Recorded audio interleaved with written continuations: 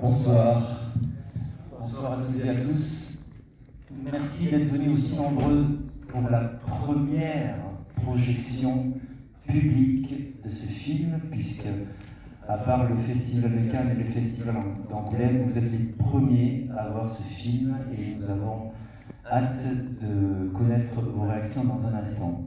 Je voudrais d'abord remercier Patrice Lemarchand, le directeur de ce cinéma, qui nous accueille ce soir pour cette projection exceptionnelle. Je voudrais maintenant accueillir les invités, ceux qui font partie de l'équipe du film.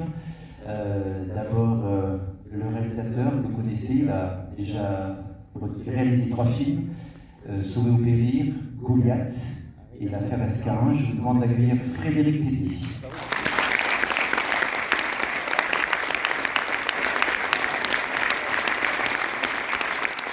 Merci.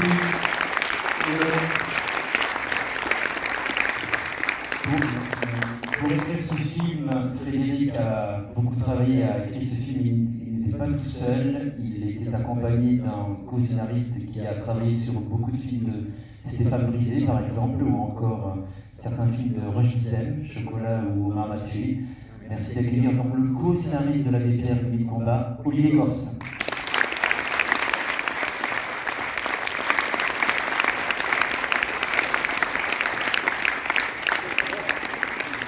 Et puis, nous sommes ravis également d'accueillir le comédien de ce film, qui est acteur, comédien de la comédie française, Benjamin Lavergne.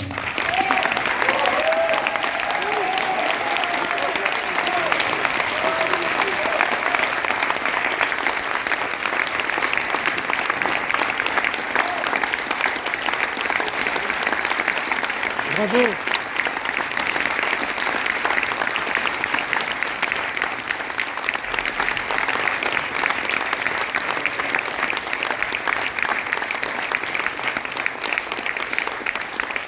Et puis pour faire un film, il faut des producteurs. Il y a Thierry Delichat d'un côté. Je vous demande d'accueillir Wassim Beji qui va nous Alors,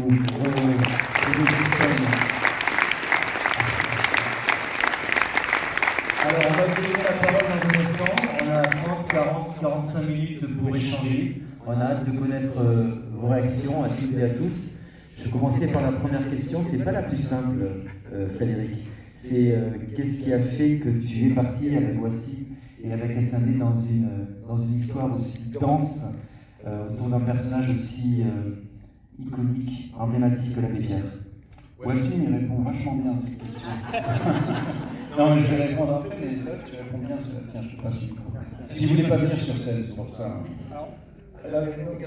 Je n'ai jamais répondu à cette question. Donc, non, quelle question D'où est venue l'idée initiale de faire un film aussi? Alors, l'idée pour nous, elle est née d'abord de la rencontre avec Frédéric. On voulait travailler avec lui. Et quand on rencontre des metteurs en scène, évidemment, on réfléchit et on discute. On a beaucoup discuté de ce qu'il voulait faire, de l'étude qui l'intéressait. Il avait en tête de faire un personnage, un film avec beaucoup de spiritualité. Au début, c'est ça les premières discussions. Et nous, évidemment, en tant que producteur, on réfléchit souvent à des sujets, des choses qui pourraient intéresser les gens, tout simplement. Et puis, moi, j'avais une curiosité, c'était que je connaissais évidemment l'Abbé Pierre le nom, et je connaissais les grandes. Et j'avais quelques grandes images en tête, mais je connaissais très peu sa vie. Et on a commencé à travailler comme ça avec Frédéric en s'intéressant à sa vie, en fait. Tout ce qu'on ne savait pas. Un sacré pari, parce que s'attaquer à un personnage aussi emblématique que l'Abbé Pierre, il fallait oser. Il y a eu des films de par le passé sur l'Abbé Pierre. Là, c'était un film important. Oui, absolument important, mais il fallait un grand sujet pour convaincre Frédéric. Parce que voilà, c'est un grand metteur en scène et on est très heureux d'avoir fait ce film avec lui. Frédéric, pour écrire ce film, donc tu t'es entouré d'Olivier Gorce, mais aussi d'un autre personnage essentiel. On va commencer par parler d'Olivier. Également, le deuxième personnage, c'est Laurent Desmarres, qui est le président d'honneur de la Fondation Abbé Pierre et qui fut le dernier secrétaire particulier de l'Abbé Pierre que vous voyez à la fin du film à travers Ahmed. Donc d'abord une collaboration proche avec Olivier pour partir sur cette histoire. Oui, parce que vous entendez un écho, vous? Ah non, il n'y a que nous, dans un truc terrible. Tout va bien pour lui. Parce que quand on se parle du sujet, en fait, avec Wassim sur l'abbé Pierre, qui me fascine beaucoup, on n'a pas encore l'histoire. C'est-à-dire qu'on a envie de parler de l'abbé Pierre, de cette figure iconique, pour son rapport à la spiritualité, comme tu dis, et de personnalité préférée des Français pendant des décennies entières. Mais quand on commence à travailler, nous, avec Olivier, il faut qu'on trouve une histoire. Et on a envie un peu de s'éloigner de ce qu'on sait déjà. Tu as rappelé qu'il y a eu des films, tout le monde connaît l'abbé Pierre. On avait envie de s'éloigner un petit peu de ça et d'aller chercher, faire une étude un peu du personnage derrière. Donc là, on commence à gratter un peu, comme on dit chez les journalistes. Et puis on ne trouve pas grand-chose parce que la littérature sur l'abbé est très géographique, comme on dit. Enfin, ça raconte la légende, un peu tout ce qu'on sait. Et nous, on voulait vraiment trouver quel était le moteur de l'être humain derrière, comment est-ce qu'on fait pour combattre au nom de la bonté, de la générosité toute sa vie. Donc finalement, on s'est éloigné de la documentation officielle et on cherchait des gens qui l'avaient connu, tout simplement, quoi. On était en lien avec la Fondation Abbé Pierre, et c'est un peu le coup du hasard, c'est que le président de la Fondation Abbé Pierre, tu l'as dit, qui maintenant n'est plus président mais président d'honneur, il a été remplacé par une fille. Mais à l'époque, quand on a écrit, donc on a commencé il y a 5 ans, hein, c'est long, un projet de cinéma, on s'est rapproché de Laurent et de gens qui ont connu l'abbé, qui nous ont témoigné de moments de vie avec lui, qui nous ont tout de suite beaucoup plu, parce que c'était un petit bonhomme qui ressemblait à tout le monde, à nous tous, injuste, drôle, blagueur parfois, triste, avec des grandes joies, des grandes peines, des grands doutes. Des grands doutes, bien sûr, une vie incroyable avec cette incroyable Lucie Coutaz à ses côtés pendant 40 ans. Et là, pour nous, ça a tout de suite pris cher, en fait. On s'est dit, c'est ça qu'on veut raconter. C'est au-delà de raconter une histoire qui peut avoir un miroir sur notre époque, au-delà de raconter un beau film de cinéma, ce qu'on avait très envie de faire avec Wassim depuis le début. Avec Olivier, on s'est dit, là, on a de quoi raconter quelque chose sur ce petit bonhomme qu'on ne connaît pas, en fait, qu'on croit connaître, mais qu'on ne connaît pas du tout.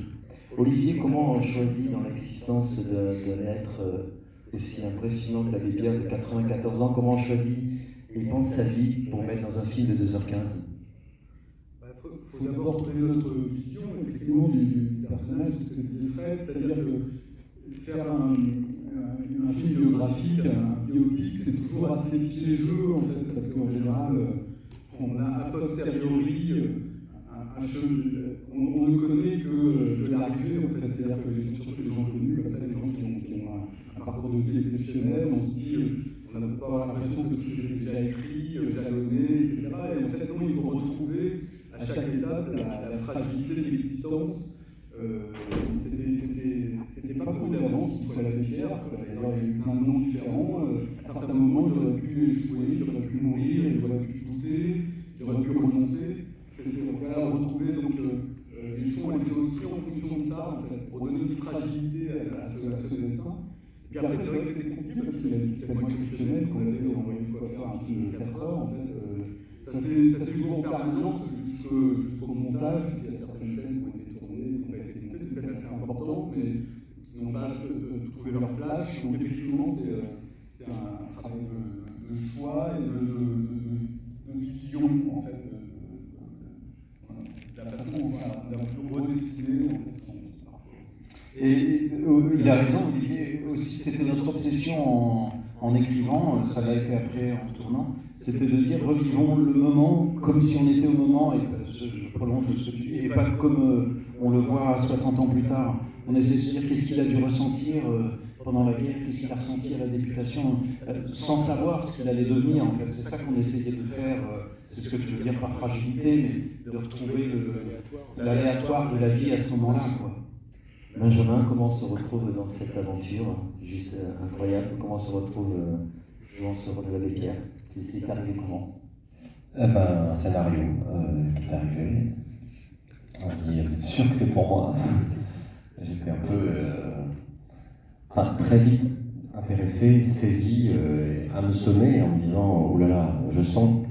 Alors je connaissais que le personnage médiatique, ça, Marionnette au Guignol, ses coups de gueule sur les plateaux, Emmaüs, la Fondation Abbé Pierre, mais je ne connaissais pas bien le personnage, mais il est mort en 2007, moi je l'ai quand même beaucoup vu à la télévision, et j'ai tout de suite compris qu'il avait forcément, pour avoir cette force, cette vocation vissée au corps, cette détermination et cette émotion vieux, il a forcément dû traverser des choses inouïes. Et donc je me suis précipité sur le scénario, et je suis tombé un peu amoureux de sa personnalité aussi, et j'étais très ému par ses discours, notamment par ses prises de parole. Il y a pas mal de... Là on en voit une partie, mais on a tourné les conférences, les discours dans leur longueur, et je me disais, mais quelle chance d'avoir à dire ces mots, de les interpréter. Et puis je voyais le plaisir à venir aussi de l'acteur que je suis, de me dire, des rôles comme ça, c'est une fois dans une vie, et c'est un personnage qui est héroïque, qui est traité loin de la géographie, c'est-à-dire dont on montre aussi les, entre guillemets, les défauts, bien qu'il y en ait peu, mais son caractère tempétueux, c'est parfois qu'il soit injuste, qu'il soit colérique, ou qu'il... voilà, son art de la séduction aussi, comment il cède à ses désirs, tout ça, je me suis dit, c'est un personnage inouï, pas facile à interpréter, c'est sûr, mais j'étais émerveillé, et je me suis dit, je veux dire ces mots.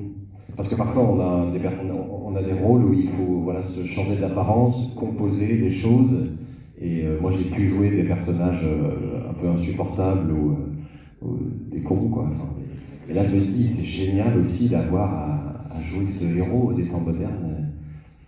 Je sentais que c'était aussi un honneur, évidemment, et une fierté, et aussi une grande responsabilité. Mais là, j'ai passé un casting, surtout. Mais oui, j'en parle pas. J'ai passé des essais. Vous allez en parler. On va prendre la première question. Est-ce que quelqu'un veut poser une première question? Il faut juste se lancer. Il y a une question tout en haut. Le temps que le micro arrive, raconte-nous justement ces essais. Comment se sont passés ces essais que tu as passés pour... Oh non, mais c'est pas passionnant, mais c'est simplement aussi parfois un peu fou, ces situations. Il était 10h du matin, et puis on m'a mis dans un petit bureau de casting, et un béret sur la tête, une cape. Et on m'a dit, vas-y, j'avais 2 discours à apprendre, l'appel de 54 et la conférence qui est très très connue, vous les riches, ceux qui ont pris tout le plat dans leur assiette, et qui, à chaque fois que je l'ai vu sur YouTube, je l'ai revu ce discours, il a quand même un pouvoir, cet homme inouï, quoi, il vous met les poils. Et donc j'avais bien révisé mes 2 discours, que je répétais dans la rue en marchant. Et malheureusement, à Paris, dans la rue, comme vous le voyez à la fin, il y a plein de personnes qui souffrent, qui sont dans le besoin. Et j'étais là, mais je m'arrêtais toutes les 5 minutes pour parler aux gens. C'était fou, en fait, il y avait une espèce de... le multiverse. Non, mais de lire ce texte-là, et... Enfin voilà, vous l'avez vu, c'est un personnage sa parole, elle résonne très fort aujourd'hui, et donc c'est un rôle à part. Voilà, c'est pas un personnage de fiction, il a existé, et malheureusement son discours est terriblement actuel. Et les essais, voilà, c'était improbable, très intimidant, et j'étais très volontaire, j'en faisais un peu trop. Je donnais tout tellement je voulais le rôle, tout rouge, ce bureau de casting. Je pense qu'il aurait fallu filmer ça. Enfin, d'ailleurs, c'est filmé. On a les images. Une question. Oui, bonsoir à toute l'équipe. Déjà, merci. C'est pour moi comment dirais-je, ça fait super plaisir de voir qu'un grand homme comme l'abbé Pierre ait été comment dirais-je, mis à l'écran. C'est un véritable honneur, honnêtement, et que vous lui faites, en tout cas. Un très bel hommage, et je voulais juste une question à Benjamin Lavergne. La voix, moi ça m'a bluffé. La voix elle est impressionnante. Comment vous avez pu vous mettre dans la peau du personnage? Comment avez-vous pu travailler la voix de l'abbé Pierre? Déjà je voulais vous dire que c'est bravo maquilleurs, magnifique, vraiment, vous en brillez exceptionnellement. Vraiment, Il y a donc 2 questions sur la voix, et après tu nous parles effectivement. Ouais, sur le maquillage, c'est un travail inouï, c'est des grands artistes, il s'appelle l'Atelier 69, ils sont à Montreuil, ils font partie des 2 ou 3 grands ateliers français, et ils sont immenses, quoi. Et c'est vraiment une histoire de confiance et de collaboration, et ça m'a beaucoup aidé aussi. C'est-à-dire que quand je me voyais, je me découvrais après 6 heures de maquillage, et que je me regardais dans la glace, et que je jouais avec mon menton, parfois je le voyais, je voyais la béquille, je faisais oh, et j'étais hyper troublé, quoi. Et ça aide beaucoup pour l'émotion.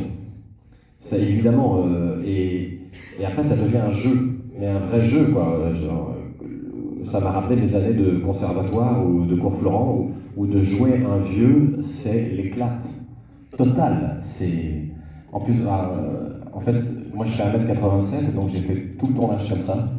C'est pas une blague. C'était trop tard, une fois que le premier jour on avait commencé, je devais être cohérent et tout faire comme ça jusqu'au bout. Parce que j'avais une soutane, j'avais ce complexe d'être trop grand, parce que la Becker, il ne domine pas les gens. Il fend la foule, et c'est un petit homme qui tempête, et qui parle aux gens comme ça, par en dessous. Et donc j'avais ce souci-là, évidemment, de... Et puis c'est un bourgeois de Lyon, mais il a quelque chose d'un peu aussi vraiment proche du peuple, il a une gouaille, et donc j'ai vu le trajet qu'il y avait à faire. On a évoqué évidemment le fait que quand on incarne quelqu'un qui a existé, évidemment on a envie de lui ressembler, mais il ne faut pas que ça soit une obsession totale, puisqu'il y a un contrat qui est fait avec le spectateur qui est que c'est un acteur qui joue, et donc il y avait le béret, la cape, les oreilles, la canne, et Fred me disait c'est déjà, enfin, c'est un signe, on donne un signe. Je cite toujours Michel Bouquet dans le Promeneur du Champ de Mars. Ils n'ont pas essayé de le faire ressembler à Mitterrand. Il a le chapeau, l'écharpe, et parfois, quand j'ai vu le film, je voyais Mitterrand. Bon, j'ai adoré ces questions. On a eu plein de contradictions aussi. Mais ce qui est sûr, c'est que quand on fait la Becker vieux, là, il faut qu'il lui ressemble. Enfin, c'est obligé. Enfin, évidemment que c'est une figure tellement connue des gens. Et donc, ça a été un chemin. J'ai des bosses ici, parce que moi j'ai un grand coup de poulet. Et évidemment, il est beaucoup plus chétif. Je demandais qu'on scie les chaises à table pour que je sois vraiment au ras de la table et que je fasse petit vieux, parce que j'avais quand même mes grandes jambes. Et la voix, pardon, les réponses sont longues, mais la voix, c'est pareil, c'est un jeu. Dès les essais, je me mettais sa voix dans la tête. C'est un peu le gros cliché de la préparation de l'acteur pour un biopic. J'ai écouté 10 heures par jour la Becker pendant 3 ans. C'est devenu mon double. Et il était là avec moi. Il y a énormément d'archives. Et on a eu accès à des archives bouleversantes de ses discours, notamment dans les années 50. Après l'appel, il est parti dans cette tournée de conférences partout en France. Il était vraiment cette star. Les gens, Fred me disait, les gens essayaient de lui arracher des bouts de vêtements, des femmes se jetaient à son cou, et pas que. Il était adulé, et il en souffrait réellement. Et qu'est-ce que je raconte? La voix. Voilà. Donc la voix, non, je me suis amusé, et puis je l'ai écoutée, et puis je me la mettais dans l'oreille, c'est vrai. Et j'ai plein d'archives de l'INA, beaucoup d'images, beaucoup de photos, donc il y a beaucoup de nourriture. Et ça, c'est génial, parce qu'on ne manque pas d'inspiration. Et la voix, je ne vais pas vous la refaire. Mais évidemment, ça a été aussi un complexe, parce qu'il y a la voix à 50 ans, puis il y a la voix à 75 ans, et 90 ans, et comme on tourne dans le désordre, il faut essayer d'être cohérent, et d'avoir la linéarité, et la... Pardon, Joël. Je voulais juste remercier Benjamin, parce que il a fait des réponses courtes. Quand il est très âgé, il y a beaucoup de maquillage, et il avait 4, 5, 6 heures de maquillage. Et on a des feuilles de service, donc tous les jours, on a des feuilles de service, c'est-à-dire la feuille qui annonce tout le travail qu'on va faire le lendemain. Et il y avait pick-up Benjamin, donc à l'heure où on va le chercher chez lui, 1h30 du matin. Donc on va se chercher à 1h30 pour le maquiller, pour qu'il soit prêt à 9h, 6 heures de maquillage. Donc, merci Benjamin. Donc j'avais le temps de m'entraîner pour la voix. Voilà. On va passer à une autre question. Prestation 5 étoiles, vraiment. Merci. 5 étoiles. Merci beaucoup. Est-ce qu'il y a une autre question, s'il vous plaît? Ici.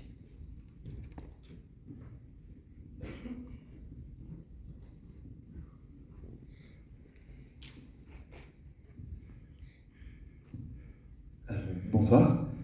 J'ai une question pour Monsieur Laverne. Vous parliez du maquillage, vous parliez des différentes étapes d'âge dans la vie de l'abbé Pierre. Comment est-ce que vous composez et vous arrivez à construire la pensée, à incarner différents âges que vous n'avez pas encore vécu pour votre personnage? Comment est-ce que, vous l'avez dit, le maquillage aide beaucoup, c'est la voix, mais comment est-ce qu'on arrive à trouver la vérité dans l'âge de quelqu'un qu'on n'a pas encore vraiment incarné? La vérité du personnage, c'est vraiment, ça c'est énormément de discussion avec Frédéric sur qui est de traquer, c'est comme une recherche quand on est en quête de savoir qui il était, sa sensibilité, sa porosité au monde, son empathie immense, et ça a été passionnant de parler de ça avec Frédéric, et puis la vision de Frédéric sur l'abbé, parce que c'est un point de vue, un film, c'est aussi ça. C'est une recherche de vérité, mais c'est forcément un regard sur cette vérité. Et pour l'âge, c'est que de l'observation. Et il y a une scène qui a été une de mes scènes préférées à tourner, qui est la scène où je borde Lucie Coutaz et où je l'emmène se coucher et où je l'aide à se coucher. Et je pensais à mon grand-père, à mes grands-pères et à toutes ces personnes âgées qu'on observe, mais depuis que je suis né, quoi. Donc et c'était aussi drôle qu'émouvant que bouleversant, parce qu'on jouait, c'est une espèce de grand-messe, je sais pas, de cérémonie de la vieillesse, quoi. Et on était avec nos chaussons, et j'étais avec cette immense actrice Emmanuelle Berco, que j'adore et qui est devenue vraiment quelqu'un dont je suis proche, et on marchait dans ce couloir comme ça, et c'était dingue en fait. Je me disais, mais c'est fou de faire ça et de le faire le plus sérieusement possible, d'essayer d'être le plus crédible possible. Et je la regardais et on riait, on se regardait comme ça et on n'en revenait pas, quoi, parce que les maquillages sont impressionnants, et d'aller tout doucement, c'est tout au ralenti évidemment, et d'aller se coucher et puis d'avoir de la tendresse. C'est une chance, quoi. Moi je me dis quelle chance d'avoir fait ça, et après il faut vraiment qu'il y ait ce lien entre les deux personnages, mais enfin c'est évidemment la cohérence de tout, de ne pas trop être dans la vitesse, même quand on bouge un membre, et pareil, il y a des pièges. À 75 ans, il avait une pêche de folie, l'abbé Pierre, donc il parle très vite. Et en fait, il suffit juste, j'ai envie de le faire, de mettre de l'air dans la voix, et en fait, un comédien qui est habillé, enfin qui est costumé, si je parle aussi vite que l'abbé Pierre, on voit ma jeunesse, on la devine. Donc il faut quand même un peu ralentir, bref. C'était parfois super intéressant d'aller au combo, et Frédéric me le permettait. Il y a des réalisateurs qui ne veulent pas que vous alliez voir les images. Moi, parfois, je demandais à aller voir, parce qu'en me voyant, j'apprenais énormément aussi. De rentrer ma tête, de ralentir certains gestes, de comment on se tourne, et de se voir. Moi, je trouve ça hyper... ça peut parfois être très très enrichissant, et ça permet d'aller plus vite. Puisqu'on est dans le cinéma à proprement parler, Frédéric, explique-nous pourquoi tu as souhaité démarrer le film par une scène de désert. Et deuxième question, explique-nous ton parti pris sur un travail très particulier sur la photographie dans le film. Moi, j'ai que les questions techniques, moi. C'est les questions qui nous intéressent. Pourquoi on a commencé à l'écriture, c'était à l'écriture. Pourquoi on a commencé par le désert parce qu'on voulait à la fois un film assez chronologique pour avoir le plus de chances d'être avec le personnage dans son évolution, dans sa vraie vie quotidienne, et à la fois on avait besoin d'une dimension un peu contemplative sur la vie, sur ses aspirations, ou spirituelles, une fois de plus, comme disait Wassim. Alors on est parti sur le désert parce qu'on a découvert ça, qu'il adorait le désert. C'est son copain François, il le dit dans le film, son grand copain d'enfance, François Garbi, qui lui avait donné cet amour-là du désert. Et il allait beaucoup dans le désert, l'abbé se ressourcer, se reconstruire. C'était vraiment un phénix, il s'effondrait après chaque combat, puis il devait se reconstituer, il faisait ça dans le désert. Il allait chercher de l'énergie, de la force, quoi, dans le désert. Donc on a voulu commencer... C'est un type de photos, on a commencé. Ouais, il prenait beaucoup de photos des étoiles, il y a des petites suggestions dans le film, mais bon, il y a plein de sujets dont on n'a pas pu vraiment parler à fond, mais Voilà, et ça m'inspirait tellement que je crois que ça a fini par nous inspirer. Ça a été un rendez-vous en fait un peu chronologique dans le film, de voir des moments où il s'apaisait au milieu des combats, il allait dans le désert, et on a voulu, je pense, s'ouvrir par ça pour ne pas être directement dans les combats, mais plutôt dans la réflexion qu'il avait sur lui-même, les doutes qu'il avait, qui étaient très très très très forts, hein, très très obsédants. Voilà, ça existait beaucoup dans sa vie. Et la photo. La photo. Non mais la photo, on en a déjà un peu parlé nous, c'est toujours la question quand on est metteur en scène, sur la mise en scène de la photo, qu'on espère et qu'on redoute, parce qu'on espère, on se dit tiens, on va un peu s'intéresser au travail de suggestion d'un film, quoi, de sensorialité, de comment est-ce qu'on arrive à suggérer. Puis c'est la question qu'on redoute, parce que en fait la réponse n'est pas simple. Moi, c'est mon métier, c'est ma vie de faire des films, donc tout m'inspire de ma famille, à mes copains, un repas que je passe, un coucher de soleil que je vois, donc je sais pas trop d'où viennent les choses parfois. Ce que je sais, c'est les lignes obsessionnelles que j'ai eues, ou en écrivant, qu'on a eu avec Olivier, ou en réfléchissant à la production du film, avec Wassim, ou avec Benjamin, on avait 2-3 marottes comme ça qui nous... En ce qui concerne la photo, mon envie c'était d'être au plus proche des périodes que, par exemple, j'étais très obsédé par le froid. Alors, on est embêté, le cinéma paraît déjà un peu âgé, mais il est tout jeune, il n'a qu'un siècle, donc peut-être dans 50 ans, on aura froid et chaud au cinéma avec les acteurs. Là, comment faire sentir le froid, par exemple, donc ça passe par l'image, par l'outil de la caméra. Donc j'avais des souvenirs, comme Benjamin, des souvenirs très forts de mes grands-parents, où, par exemple, on s'éclairait assez peu. Il m'a raconté ça, en tous les cas, dans ces années-là, il y avait une bougie ou une cheminée qui était un peu noire autour, un peu floue. Donc voilà, j'ai essayé de faire ça sur la photo, en fait, de donner des ressentis, pas que utiles à l'image, pas que esthétiques, mais qui avaient l'idée de donner des sensations en regardant le film, quoi. Et qui donne un vrai film de cinéma, au final. Et qui donne, alors en plus, ça c'était notre troisième axe, effectivement, ça c'est une décision qu'on a prise dès le départ avec Wassim. On voulait faire un film de cinéma, on voulait faire un film généreux, l'histoire s'y prêtait, puisqu'il y a eu des rebonds incroyables, la guerre, comme vous avez vu, la résistance, on avait envie de paysages larges, on avait envie de donner des sensations, d'avoir peur avec lui, avec nos outils en 2D, mais d'avoir peur quand on se fait tirer dessus, d'être triste quand il perd lucide. Donc effectivement, on avait envie de cette dimension de cinéma, en se disant d'un côté, on va faire l'étude du personnage, d'un autre côté, on réfléchit un peu à notre condition, et puis, dernier pan de l'histoire, on a envie de faire un film généreux.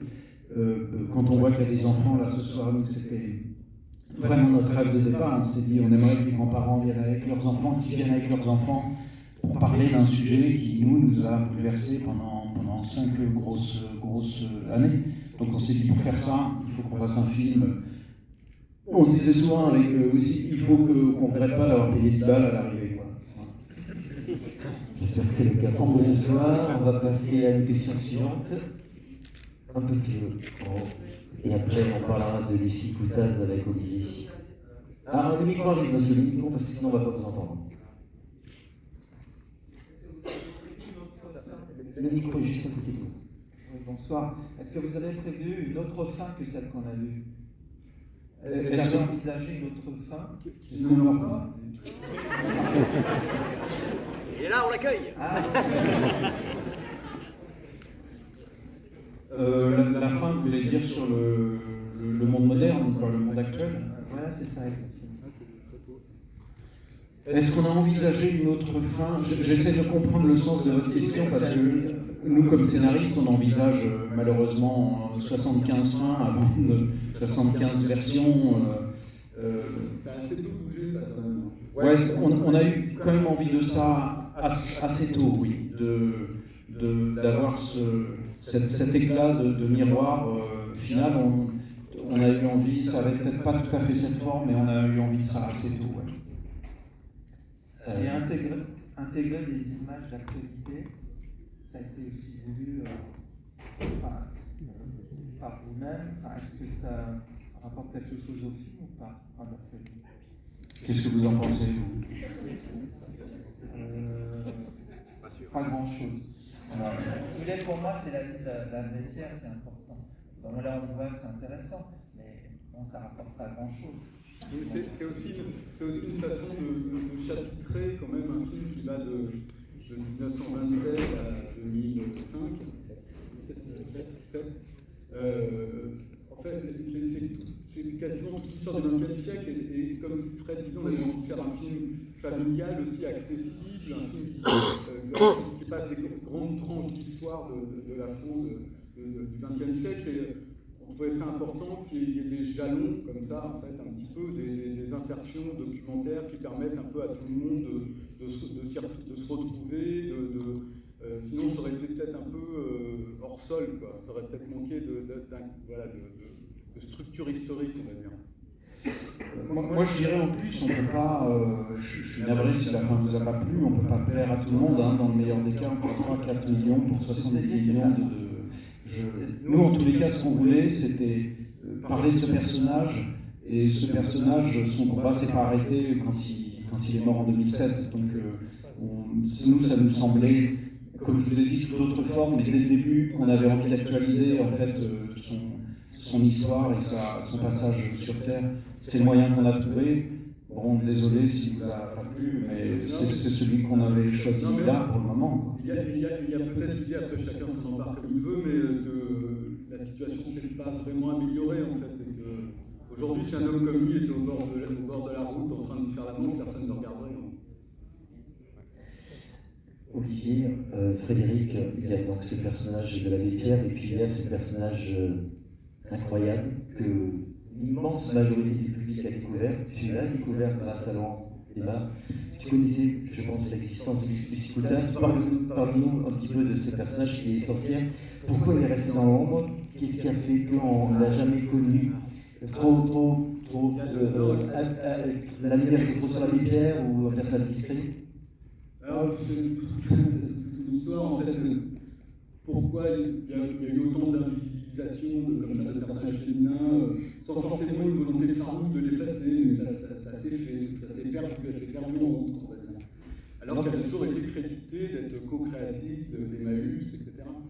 Mais ce qui était très intéressant, c'est qu'elle était plus âgée que lui, par exemple, quand il la rencontre pendant la guerre, on le voit dans le film, elle est plus expérimentée, c'est quelqu'un qui vient du syndicalisme chrétien, c'est déjà une résistance plus affirmée, etc. Et puis après, c'est, comment dire, vraiment sans elle, il ne s'en serait jamais sorti, parce que lui, il était tellement avif, il était tellement poreux à la souffrance des autres, c'est-à-dire qu'il fallait tout le temps construire, dépenser l'argent, même construire n'importe comment, mais il ne pouvait pas supporter que quelqu'un reste dehors une nuit.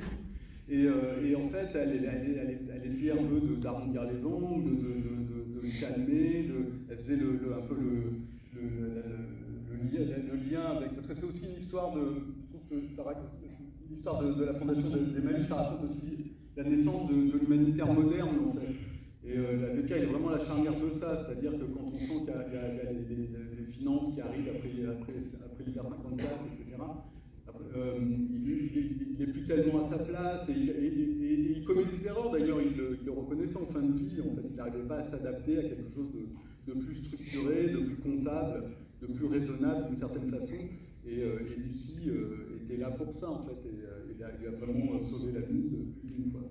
On va prendre une dernière question, il est déjà 23h, est-ce que quelqu'un veut poser une question, une petite question à l'opposé, juste là. Benjamin, avant que le micro n'arrive au prochain spectateur, on l'a vu, l'abbé Pierre a beaucoup de doutes dans toute sa vie. Est-ce que toi, pendant le tournage, tu en as eu?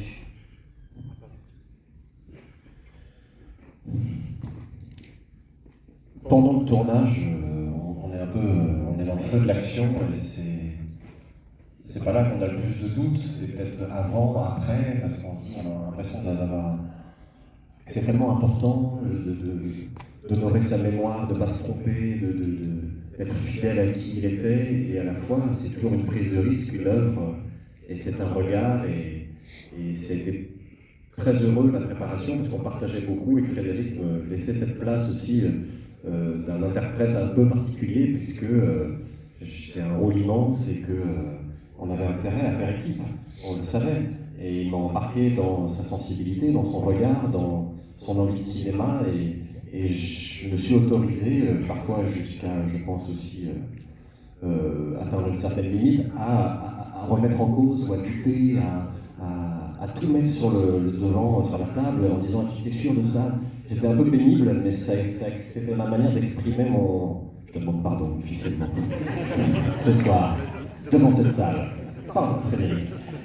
J'avais peur, c'était sans doute ça. Je me disais, mais dans quoi on s'embarque et puis, donc voilà, je posais toutes les questions, même sur la lumière, sur des choses où normalement les comédiens n'ont pas forcément leur mot à dire.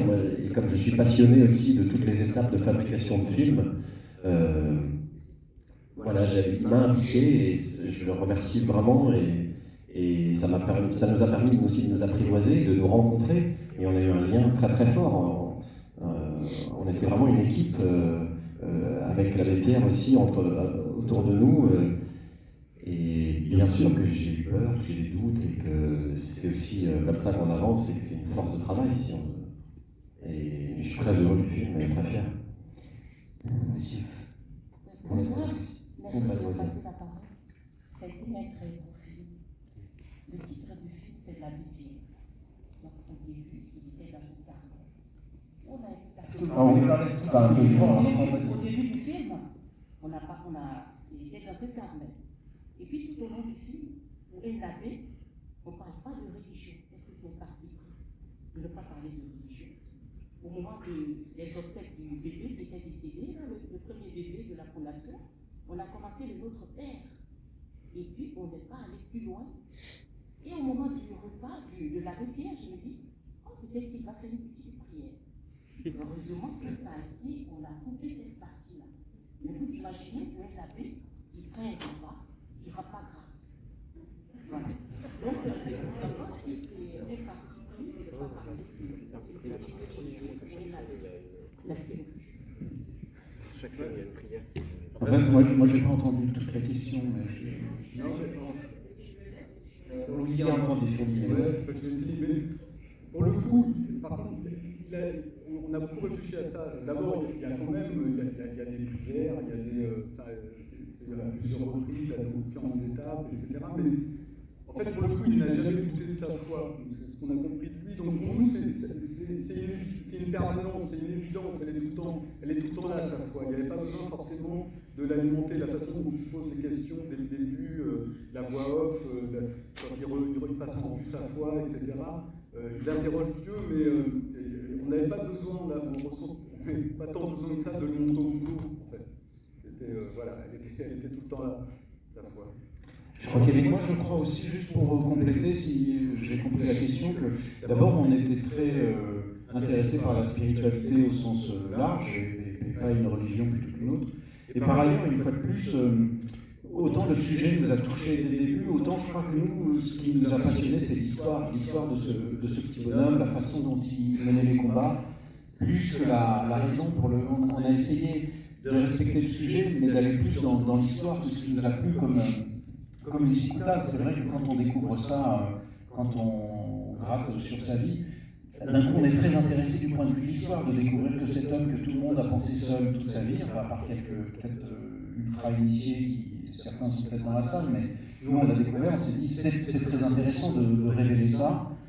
Voilà, je crois que c'est aussi un réflexe de cinéaste qui a été d'aller à l'essentiel pour nous, c'est-à-dire qu'est-ce qui a fabriqué cet homme-là, au-delà de comment précisément ça s'est déroulé, quoi. Je crois que le jeune homme Guy Champin voulait poser une question, et ça sera la dernière question de la soirée. Bonjour. Alors déjà, je voulais vous dire merci parce que c'était un super film et vraiment j'ai adoré, donc bravo. Et j'avais une question par rapport à la responsabilité que peut représenter un film comme ça. On en parlait au début à Benjamin où tu disais que c'était une grande responsabilité d'incarner un rôle comme ça. Vous entendez ?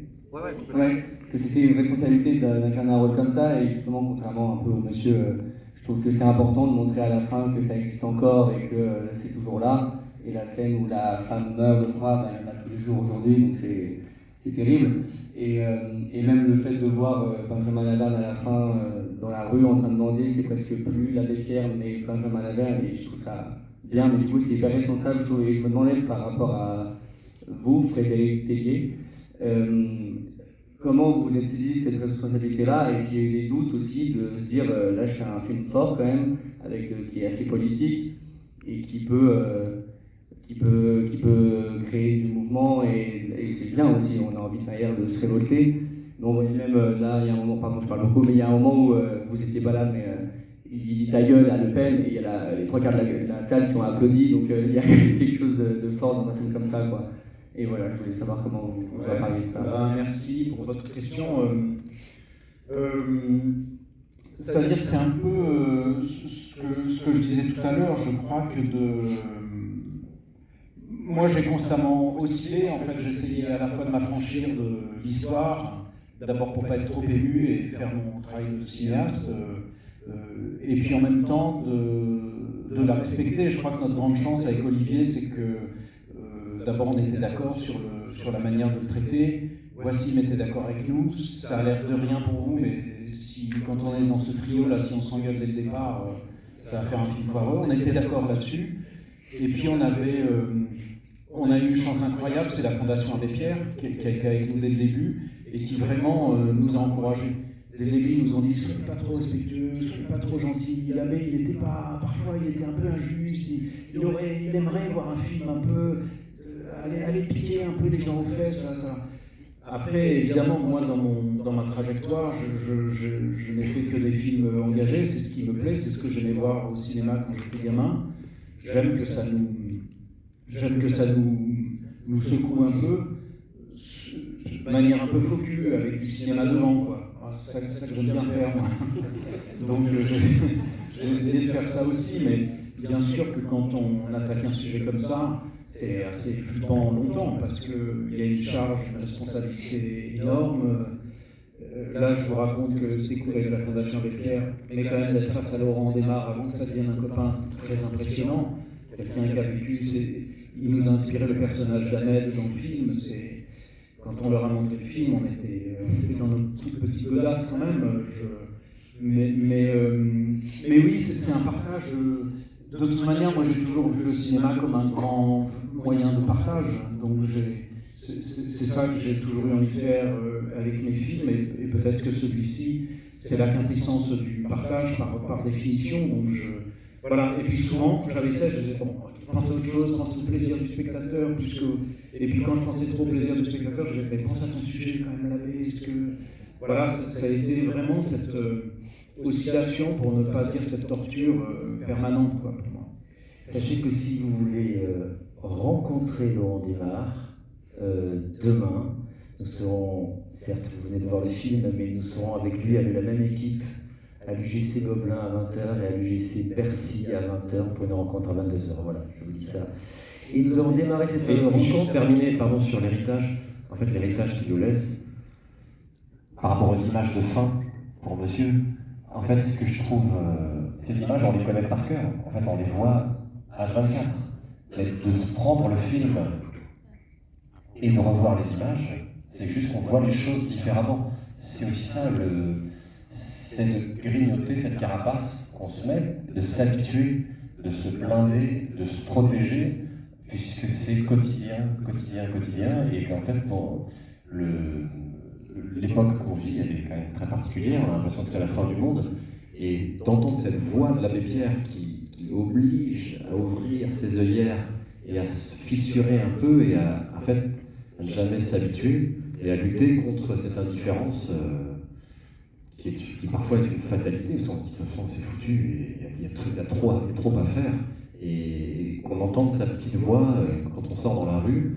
On ne demande pas aux gens de devenir l'abbé Pierre, d'ailleurs le film ne demande rien, il témoigne et il fait entendre sa voix. C'est ça l'héritage aussi qu'on a de lui, et voilà. Enfin, je trouve que quand il dit que la maladie la plus mortelle, la plus constante, mais aussi la plus méconnue de toute société, c'est l'indifférence. Et donc si le film peut un peu, je dis pas que ça va être facile, hein, mais peut un peu nous resensibiliser nous rendre un petit peu poreux, c'est déjà gagné. Frédéric, tu voulais rajouter quelque chose? Je voulais juste poser une question à la salle, parce que c'est une très belle salle avec plein d'âges mélangés, trop cool pour nous, c'est notre première projection en public, donc trop cool. Mais ouais, salle de cinéphile forcément. Mais je me disais, le film sort le 8 novembre, donc vous voyez le film très très en amont, vous devenez un peu les ambassadeurs du film. Mais je me dis souvent, quand on voit un film, on est en pleine sortie, on va le voir, on peut discuter avec des potes. Vous n'allez pas pouvoir discuter avec des potes, vu qu'ils vont le voir dans 2 mois. Ou demain soir, quelques potes. Mais du coup, je me disais, tiens, quelle drôle de sensation de voir ce film très tôt pour vous. Ça m'intéressait de savoir ce que vous alliez en faire maintenant. Mais évidemment, on ne peut pas donner la parole à 300 personnes. Mais voilà, c'était juste pour dire, je me posais la question. Est-ce que quelqu'un veut répondre à cette question? Voilà, je porte le micro. Moi, il me tarde de pouvoir le partager avec mes enfants. Alors, on a commencé cette rencontre avec le producteur, on va la terminer avec le producteur. Je pense qu'il voulait rajouter quelque chose tout à l'heure. Non? Merci, on remercie. Non, voilà, en tout cas, on était ravis de vous présenter en exclusivité cette projection. Merci à vous d'être venus ce soir. Merci à Wassim, à Olivier, à Benjamin et à Frédéric. Merci. Bonne soirée.